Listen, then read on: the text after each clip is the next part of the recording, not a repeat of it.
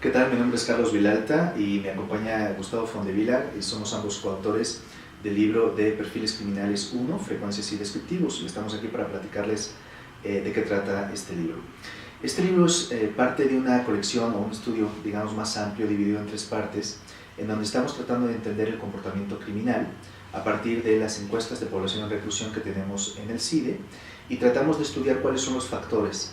de riesgo y en consecuencia factores de prevención del delito que podríamos extraer de estos estudios.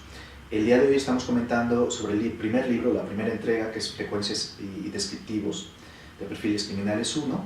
y en este libro lo que tratamos de hacer, o la tesis central de este libro, es que sí podemos detectar factores de riesgo que aumentan la proclividad individual a cometer ciertos delitos, y por lo tanto podemos encontrar estos patrones regulares que nos permitirían hallar o articular políticas públicas que nos, de nuevo, permitirían reducir la proclividad a cometer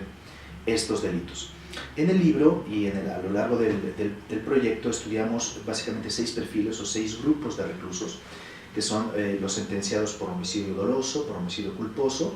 por robo simple, por robo con violencia, por secuestro y por delitos sexuales, y logramos crear un perfil de cada uno de estos delincuentes o perfiles como tales que tienen estos delincuentes. Entre los hallazgos más importantes es que efectivamente hay factores de riesgo que, si pudiéramos prever y atender en políticas de prevención de delito en cualquiera de sus etapas, por cierto, pues de primaria o secundaria o terciaria, podríamos reducir la tasa de victimización, podríamos reducir también la tasa de reincidencia y podríamos reducir eventualmente los niveles de criminalidad y el tamaño de la población penitenciaria que tenemos aquí en el Distrito Federal y el Estado de México. Entre los hallazgos posiblemente más llamativos se encuentran aquellos factores que están relacionados con el contexto familiar. Por ejemplo, encontramos perfil de familias descompuestas, esto sí es a lo largo o cruzando por todos los grupos de reclusos, en relación con descomposición familiar. Por darles algunos ejemplos, encontramos tasas o frecuencias muy elevadas de reclusos que abandonaron su hogar antes de los 15 años, por ejemplo. También encontramos proporciones muy altas de reclusos que se criaron con un familiar en el hogar de la niñez que también había estado en la cárcel, y también encontramos frecuencias muy elevadas de reclusos que reportan que se criaron en un hogar en donde sus padres consumían alcohol de forma muy frecuente o abusaban del alcohol, o bien también consumían drogas. Pues estos, digamos, serían los hallazgos más interesantes. Hay otros elementos de debilidad institucional, etcétera, que serán muy interesantes para cualquier lector que le interese el tema de la política de seguridad pública.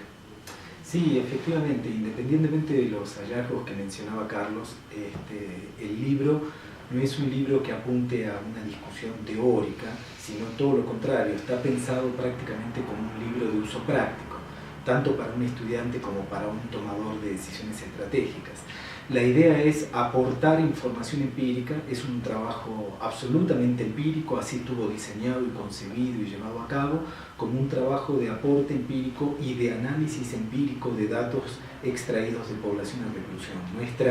Nuestra idea con el libro es que el libro pueda ser usado para el desarrollo de políticas públicas, es decir, es un libro que permite identificar patrones, que permite identificar tendencias, que permite identificar comportamientos que se repiten, que, como decía Carlos recién, es de alguna manera la materia prima más básica, la materia prima más elemental para poder establecer mecanismos de protección y mecanismos de prevención de la comisión de esos delitos. La aspiración del libro aquí, en este sentido, es aportar información y aportar análisis para que se puedan tomar decisiones respecto de qué se debe hacer y qué no se debe hacer en materia de prevención y de seguridad pública en nuestras calles.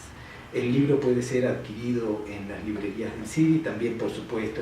en los centros de librerías más importantes de todo el país. Muchísimas gracias.